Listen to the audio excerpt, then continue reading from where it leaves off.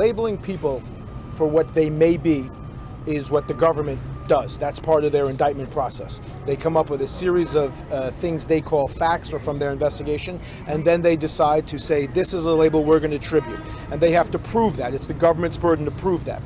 It's not against the rules for us to then look at the same set of facts and have a different description of what people are. When I call these people groupies, I mean, it almost fits the definition. Traveling with the band, going to see the band, wanting to be with the band, that is the definition of a groupie, right?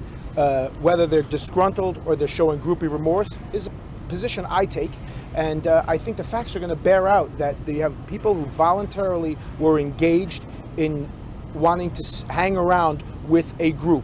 Now, the way the government paints it out to be an enterprise doesn't necessarily mean that R. Kelly was involved in a lot of these things, but that possibly people under him were, but they all want to point the finger upstairs. We're going to have to deal with that, but the discovery will help us break that down on who it is. That's like if someone to say all press is completely horrible. You'll be like, whoa, why are you picking on me? Someone does say that. Yeah, someone does say every that. day. It's the president, yeah. So you would say, I don't want to be a part of that enterprise or that group, and you would want to prove why you shouldn't be, or that another reporter did something that you shouldn't be held liable for. And remember, when you say, hold on. When you say we don't take it, we take this incredibly seriously. That's why we've got a large team.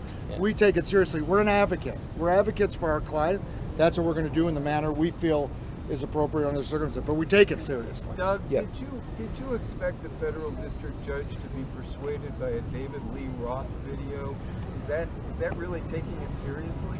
Well, I very much take David Lee Roth seriously sometimes, but no. The argument was not to take David Lee Roth seriously, but the concept that, you know, in the courts don't always see everything. They don't always understand every industry. So a good way, and this was just by happenstance, I happened to be on YouTube a couple of weeks ago when I saw this, the concept of what I'm trying to portray as took place, the groupie experience, is no better place explained than in that short interview. It explains the groupie experience and explains that it's a common thing. And you know, while some people may say, oh, well, that might not be applicable here, you'd be surprised how everybody says, yeah, that's exactly what the groupie experience is. And that's what we allege is what took place here. And along the way, nobody had anything bad to say about it until such time as there was a beating on the chest and a call to arms. Hey, remember that groupie experience you really enjoyed and loved? Well, guess what?